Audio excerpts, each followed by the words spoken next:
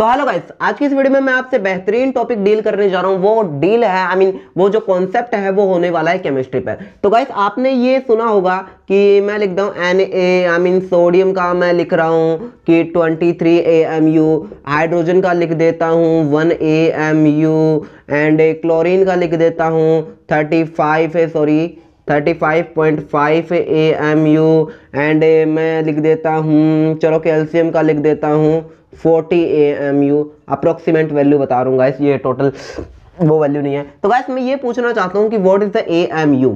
तो गाइस इसमें से कुछ बंदे कहेंगे कि AMU का मतलब होता है एटॉमिक मास यूनिट एंड कुछ कहेंगे कि इसका मतलब होता है परमाणु द्रव्यमान संख्या।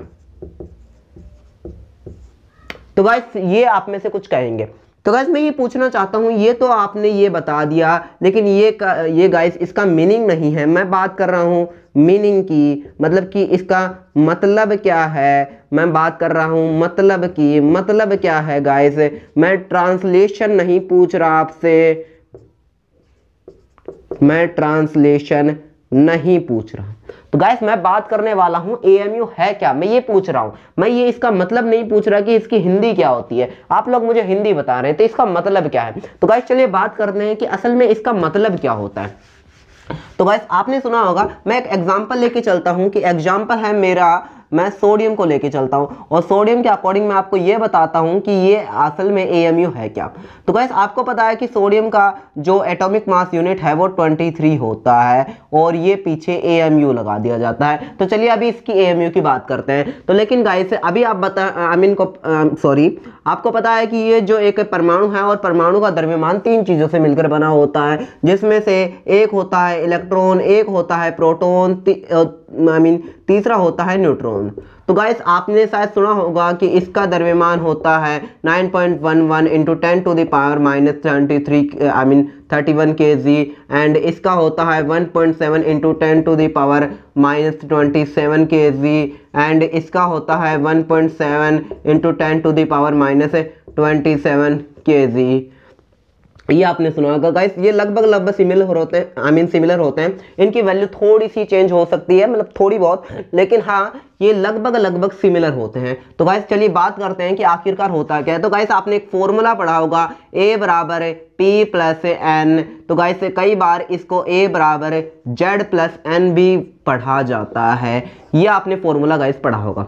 तो गाइस चलिए इससे बात करते हैं। तो गाइस जैसा कि आपको पता होगा कि Na के लिए मैं बात करूं प्रोटॉन की, तो प्रोटॉन की संख्या होती है Na में, जितना इसका परमाणु क्रमांक है इसका जो परमाणु नंबर है वही इसका होगा, तो ये होता है 11 एंड जो N की वैल्यू होती है, N की वैल्यू, और गाइस यही संख्या इसका Z होती है, तो N की वैल्यू होती है 12 है। तो गाइस चलिए बात करते हैं, ये दोनों वैल्यूज मैं इस फॉर्मूले में पुट करता हूं। तो गाइस चलिए बात करते हैं।